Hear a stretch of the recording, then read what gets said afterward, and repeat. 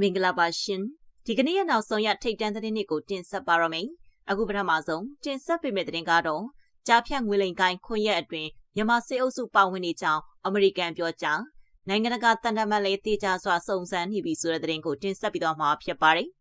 အရှိတောင်အာရှမှာလူဦးရေတန်းချီသွားသောငွေလိမ်လူကုန်ကူးလူသားချင်းဒုက္ခပေးမှုကွန်ရက်များတဲ့တွင်ကြားဖြတ်ငွေလိမ်ကိုင်းဟုလူသိများလာတဲ့အဖွဲ့အစည်းသည်နယ်နိမိတ်တလျှောက်တင်းကျပ်စွာလေပတ်နေကြောင်းနိုင်ငံတကာအတိုင်းဝိုင်းကယခုအခါပုံမှုခယူးဆိုင်လာပါတယ်။ထိုဖွဲ့စည်းနေမြန်မာစစ်အုပ်စုအကြားဆက်ဆက်မှုတွေရှိနေတယ်လို့အမေရိကန်အစိုးရဘက်ကပြန်ကြားရေးအရာရှိတွေကထုတ်ပြန်လာပြီးချိန်ကစတင်ကပြည်ပခပုံစံကပုံမှုမြင့်တက်လာနေပြီ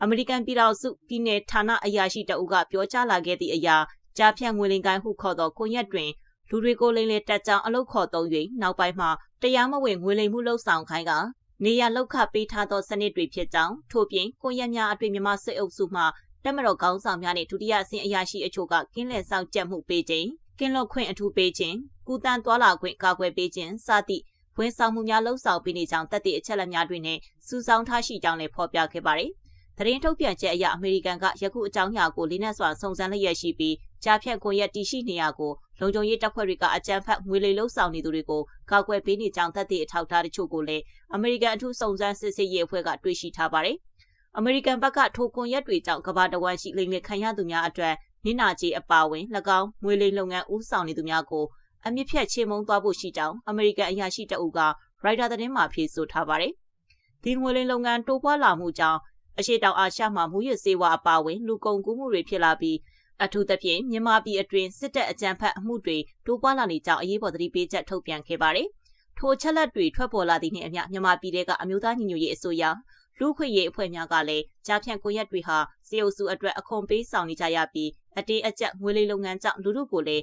အလွန်ကြီးမားစွာဒုက္ခပေးနေကြောင်းထပ်မံအတန်ထွက်လာခဲ့ကြပါတယ်။တချို့နဲ့စက်ဒေသတွေမှာလည်းငွေလိမ်ကွန်ရက်တပ်ဖွဲ့ဝင်တွေကစစ်အုပ်စုတပ်တွေကိုအခကြေးငွေပေးပြီးစစ်တပ်ကလုံခြုံရေးကာကွယ်ပေးခွင့်ရနေတယ်လို့ဒေသခံတွေကတပ်တဲ့အဖြစ်ပြောနေကြပါတယ်။ထို့ပြင်မြန်မာအရေးကိစ္စကိုစောင့်ကြည့်လျက်ရှိသော UN, EU တို့၏တန်တမန်အချို့လည်းတရားမဝင်ငွေလိမ်လုပ်ငန်းလုပ်ကွက်များကွန်ရက်များနဲ့မြန်မာစစ်အုပ်စုကြားဆက်ဆက်မှုတွေရှိနေရင်နိုင်ငံတကာတားမြစ်မှုတွေအသစ်တွေထပ်မံပြုလုပ်ရမယ်လို့သတိပေးချက်ထုတ်ပြန်ခဲ့ကြပါတယ်။အထူးသဖြင့်လူကုန်ကူးမှုနဲ့နိုင်ငံတကာပြည်သူလူထုတွေကိုငွေလိမ်လည်နေခြင်းဟာနိုင်ငံတကာရာဇဝတ်မှုဖြစ်တာကြောင့်ထိရောက်တဲ့အရေးယူမှုတွေလှုပ်ဆောင်ပြီးဦးဆောင်သူတွေကိုပါအရေးယူဖို့အမျိုးသားညီညွတ်ရေးအစိုးရ NUG ကလည်းထုတ်ပြန်အသိပေးထားပြီးလိုအပ်တဲ့သတင်းအချက်အလက်စုံစမ်းပေးပို့မှုတွေကူညီနေတယ်လို့ထုတ်ပြန်ထားပါတယ်။ခုအခါအမေရိကန်အထူးတပ်ဖွဲ့ FBI အပါအဝင်အဖွဲ့စုံပါဝင်တဲ့ Scan Center Strike Force Mission ကိုစတင်နေပြီလို့အမေရိကန်နိုင်ငံသားရေးဝန်ကြီးဌာနကဆိုထားတာပါ။မြန်မာနေသားစောင့်တပ် PGF အပါအဝင် DKPA မြန်မာစစ်တပ်တို့ဟာ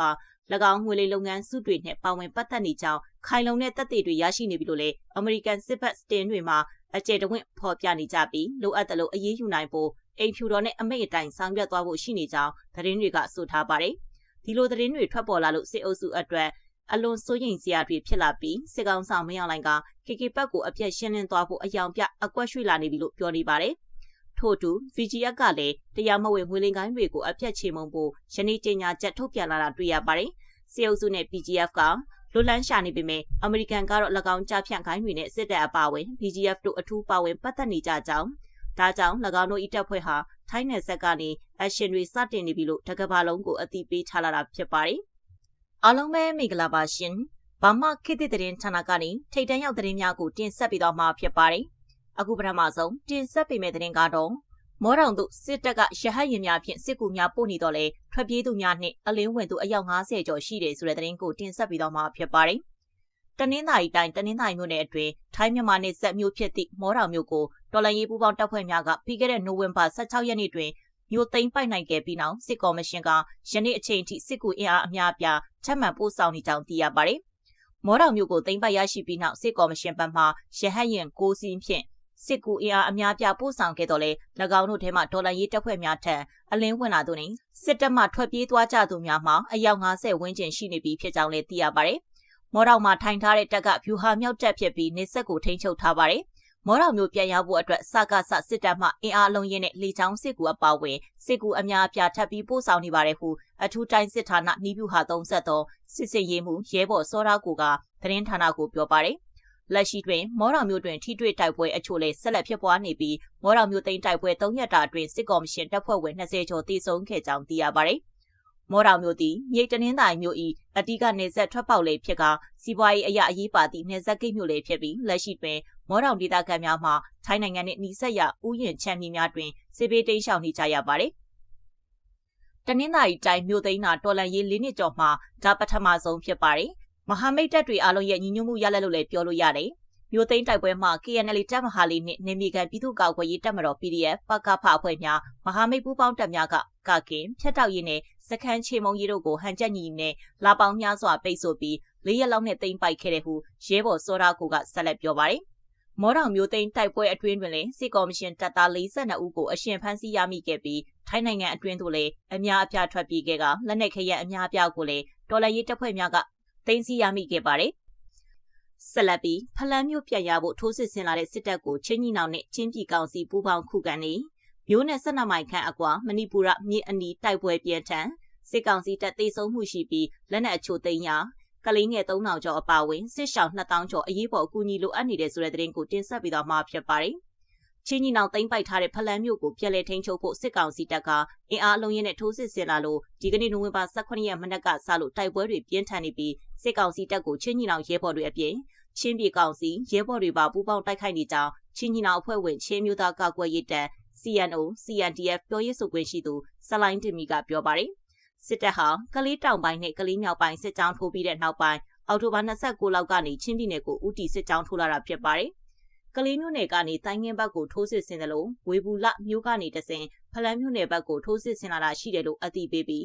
းအခုတိုက်ပွဲဖြစ်တာကဝေဘူးလကတဆင်လာတဲ့စစ်ကြောင်းနဲ့ဖြစ်တယ်လို့ဆလိုင်းတင်မီကပြောပါတယ်။အဲဒီစစ်ကြောင်းကအောက်တိုဘာ29လောက်ကနေချင်းပြည်နယ်ဘက်ကိုစစ်ကြောင်းထိုးဖို့ရန်အတွက်သူတို့တက်လာတဲ့စစ်ကြောင်းကလူဦးရေ400ကနေ900ကြားလောက်ဖြစ်မယ်လို့ဆလိုင်းတင်မီကပြောပါတယ်။နိုဝင်ဘာ3ရက်မှာဝေဘူးလမြို့ကိုစစ်ကောင်စီတပ်ကပြန်ထိန်းနိုင်ပြီးဝေဘူးလကတဆင့်ဖလန်းမြို့ဘက်ကိုစစ်ကြောင်းထိုးလာတာဖြစ်တယ်လို့ဆိုပါတယ်။နောက်ချန်အင်အား100လောက်ထားပြီးလူဦးရေ300လောက်နဲ့တက်လာလို့ထိထွေးမှုဖြစ်ခဲ့တယ်လို့ဖလန်းမြို့နဲ့12မိုင်လောက်အကွာမဏိပူရမြစ်တစ်ဖက်ချမ်းကရွာတွေကိုခြေကုပ်ယူထားတာဖြစ်တယ်လို့ဆလိုင်းတင်မီကပြောပါတယ်။ဒီနေ့မနက်8နာရီခွဲလောက်ကနေထိထွေးမှုလေးတွေရှိတာပေါ့။မနေ့ညပိုင်းကနေသူတို့ဘက်ကလှုပ်ရှားမှုတွေရှိတဲ့အခါကျတော့ဒီနေ့မနက်ပိုင်းမှာမဏိပူရမြစ်ကိုသူတို့ကြော်ဖို့ရန်အတွက်စ조사လာတာပေါ့နော်။အဲဒီကနေထိထွေးမှုတွေဖြစ်လာတာဖြစ်ပါတယ်လို့ဆလိုင်းတင်မီကပြောပါတယ်။နိုဝင်ဘာ18ရက်နေ့8နာရီခွဲလောက်ကစတင်တိုက်ပွဲဖြစ်ပွားခဲ့ရာတိုက်ပွဲပြင်းထန်ခဲ့ပြီးနေ့လယ်ပိုင်းမှာစစ်တပ်ကဝိုင်းတွဲနဲ့ဖုံးချတယ်လို့တိုက်လေရင်နဲ့3ချိန်ဖုံးကျဲတိုက်ခိုက်ခဲ့တယ်လို့အသိပေးပါတယ်။စကားစဘကတေဆုံးမှုနဲ့တခြားဟာတွေလက်နက်သိမ်းတဲ့ဟာတွေရှိတယ်လို့ကျွန်တော်တို့ကြားသိရပါတယ်လို့ဆလိုင်းတင်မီကပြောပြပြီးအရေးအတွက်အသေးစိတ်ကိုအတိမပြုနိုင်သေးဘူးလို့ပြောပါတယ်။စစ်ကောင်စီတပ်တွေနောက်မဆုတ်ဘူးဆိုရင်တိုက်ပွဲဆက်လက်ပြီးပြင်းထန်မဲ့အခြေအနေမှာရှိတယ်လို့လည်းပြောပါတယ်။ကျွန်တော်တို့ရဲ့သိမ်းထားတဲ့မြေတွေကိုအကောင်ဆုံးနဲ့အတက်နိုင်ဆုံးအစွမ်းကုန်ချင်းညီနောင်အနေနဲ့ရောဖြစ်ဖြစ်ကျွန်တော်တို့တားဆီးဖို့ရန်အတွက်လှုပ်ထားပါတယ်။အတက်နိုင်ဆုံးပြင်ဆင်ထားပါတယ်။ဒါပေမဲ့မြေပြင်အခြေအနေမှာတော့ဖလန်းဘက်မှာကြတော့ချင်းညီနောင်တစ်ခုတည်းမဟုတ်ပါဘူးဒီဘက်ချင်းလန်းကောင်စီဘက်ကရဲဘော်တွေလည်းဝင်ပြီးတော့စကားဆစစ်ကြောင်းကိုပြန်လည်ခုခံနေတဲ့အခြေအနေမှာရှိပါတယ်အားလုံးမြေပြင်မှာကြတော့ပူပူပေါင်းပေါင်းနဲ့ခုခံနေတဲ့အခြေအနေမှာရှိပါတယ်လို့ဆလိုင်းတင်မီကပြောပါတယ်တစ်ဖက်မှာလည်းတိုင်းငင်းဒေသဘက်ကစစ်ကောင်စီတပ်စစ်ကြောင်းတွေရှိနေပြီးချင်းညီနောင်အဖွဲ့ဖြစ်တဲ့ PDF ဆိုလန်ကခုခံကာကွယ်နေတယ်လို့ပြောပါတယ်တနိုင်တလောက်ထိုးစစ်ကိုပြန်ပြီးတော့ခုခံနေတဲ့အခြေအနေမှာရှိပါတယ်သူတို့လည်းဖလန်းဘက်ကိုစစ်ကြောင်းထိုးဖို့ဝင်လာနိုင်တဲ့အခြေအနေတော့ရှိပါတယ်လို့ဆလိုင်းတင်မီကပြောပါတယ်ဒါပြင်စစ်ကောင်စီတပ်စစ်ကြောင်းထိုးလာလို့ကလေးမျိုးနယ်တောင်ပိုင်းကပြည်သူတွေဟာချင်းပြည်နယ်ကိုစစ်ရှောင်လာတယ်လို့ဖလန်းမျိုးနယ်အရှိချမ်းကဒေသခံတွေလည်းစစ်ရှောင်နေရတယ်လို့စစ်ရှောင်လူဦးရေတောင်းချီရှိတယ်လို့အသိပေးပါတယ်။10နှစ်အောက်ဆိုရင်3000လောက်ရှိတယ်။ကလေးလူကြီးအပါဝင်အားလုံး2000ကျော်လောက်စစ်ရှောင်နေရတဲ့အခြေအနေမှာရှိတယ်။အခုကစောင်းညာတီလည်းဖြစ်တဲ့အတွက်ကြောင့်တအားအေးတယ်။ဒီဟာတွေလည်းအကူအညီလိုအပ်နေတယ်။အနှွေးတွေစောင်းတွေစားစရာတွေပေါ့နော်။စစ်ရှောင်တွေအတွက်လည်းမြန်မာနိုင်ငံအရမှာရှိတဲ့ပြည်သူတွေလည်းအဖက်ဖက်ကနေကူညီပေးနိုင်မယ်ဆိုရင်တော့ဝိုင်းပြီးတော့ကူညီကြပါလို့ပြောချင်ပါတယ်လို့ဆလိုင်းတင်မီကနှိုးဆော်ပါတယ်။အဓိကလိုအပ်ချက်ဟာစေဝါစားဝတ်နေရေးဆောင်အနှွေးထည်တို့ဖြစ်ပြီးကူညီပေးနိုင်သူတွေအနေနဲ့ကူညီပေးကြဖို့ CNO CMDF တပ်ဖွဲ့တို့ဆက်သွယ်ကူညီပေးနိုင်ကြောင်းတိုက်တွန်းထားပါတယ်။ကျွန်မသတင်းတင်ဆက်မှုကိုဒီမှာပဲရနာခွင့်ပြုပါရှင်။အားလုံးပဲရှင်လန်းချမ်းမြေကြပါစေရှင်။